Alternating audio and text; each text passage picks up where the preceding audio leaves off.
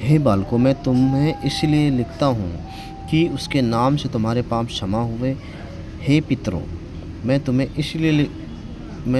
इसलिए लिखता हूँ कि जो आदि से है तुम उसे जानते हो। हे जवानों, मैं तुम्हें इसलिए लिखता हूँ कि तुमने उसे दुष्ट पर जय पाई है। हे लड़कों, मैंने तुम्हें इसलिए लिखा है कि तुम पिता को जान गए हो।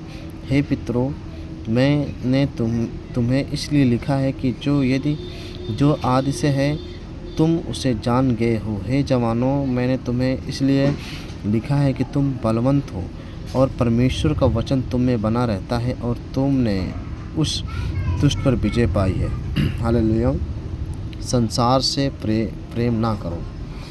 तुम ना तो संसार से और ना संसार में की वस्तुओं से प्रेम रखो। यदि कोई संसार से प्रेम रखता है तो उसमें पिता का प्रेम नहीं है, क्योंकि जो कुछ संसार में है अर्थात शरीर की अभिलाषा और आँखों की अभिलाषा, जीविका का घमंड, वह पिता की ओर से नहीं परंतु संसार ही की ओर से है।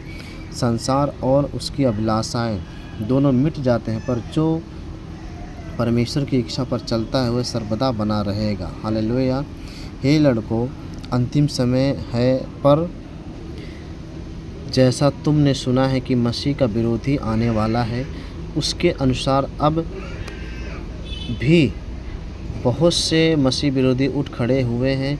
इससे हम जानते हैं कि यह अंतिम समय है। वे निकले तो हम ही से हैं,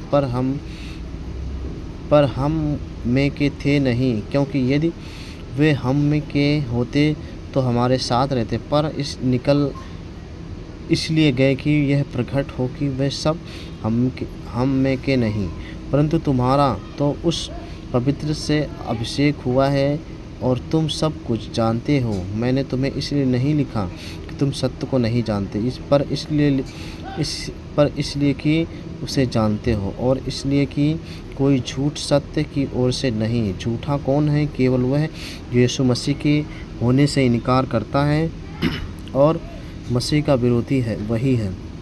जो पिता का और पुत्र का इनकार करता है, जो कोई पुत्र का इनकार करता है उसका पास पिता भी नहीं।